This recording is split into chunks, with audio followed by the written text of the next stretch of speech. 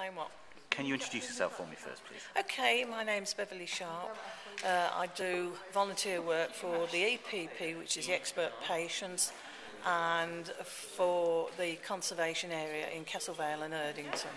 Okay, so you've come along to the social media surgery. Tell me a bit more about what it is to be an expert patient. In your case, what is it that you can help people with? It's for people with long-term conditions. They're going to go to the end of their life with them. It's not something that's going to last 2 or 3 weeks and they'll be better. And we help them with those conditions and what they can do to distract themselves if they're in pain a lot.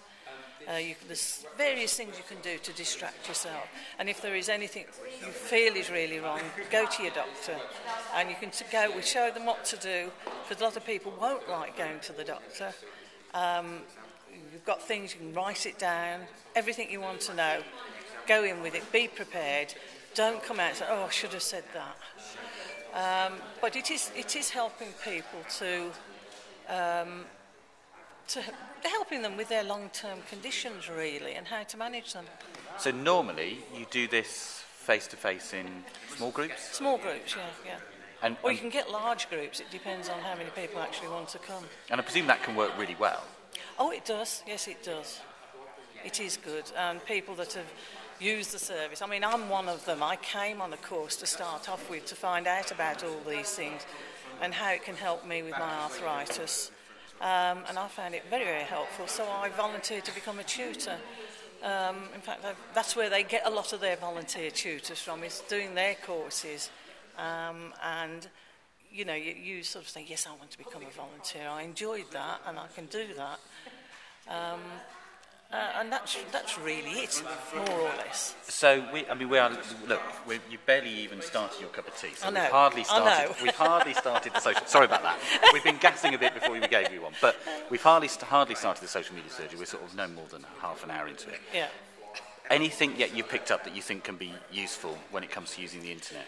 Well, yes, I think if you show me actually how to use that, I think it would be it'd be useful for people if people are on the internet and they can look into it, look into the, as you say, the blog, call it the blog, and hopefully we can get more people to be interested in it and come to the meetings and see how they can help themselves, because a lot of people can't. They just tend to sit there and say, oh, I've got this, I've got that, I can't do it, I can't move, you know. No, you can. But, I mean, it takes me... I used to be up and out and off, running for this, running for that. Now I can't. And it takes me a lot longer to do my housework, which is why I hate it with a vengeance.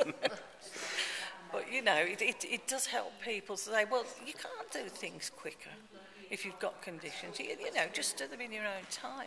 Now, the other thing, the reason why I got this camera out that I'm pointing at here was because actually it seems to me you're a really natural, relaxed, easy communicator. And it seems to me things like really simple cameras that are easy to use are another way. You're nodding away, aren't you? You can see how Beverly would... You don't want to talk? No.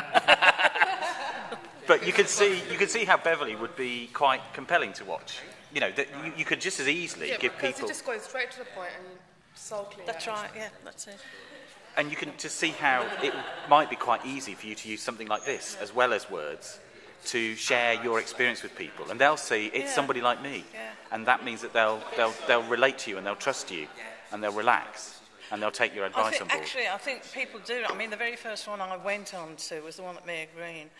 And I made a crack because they introduced me, the one introduced me and said, this is Beverly and this is her first time. So I looked at them, I said, I'm a virgin, so please be careful with me. And of course it got everybody laughing. And it relaxed them to start off with.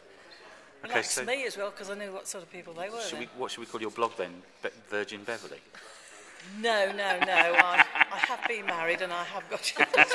So no, I don't think... You can put, like I put on my gravestone, returned, resealed. I was going to have returned unopened because I was never going to get married. But I'm having returned, resealed. Okay. Oh, God. Right. Before you go any further, I'm going to stop now. We'll crack on.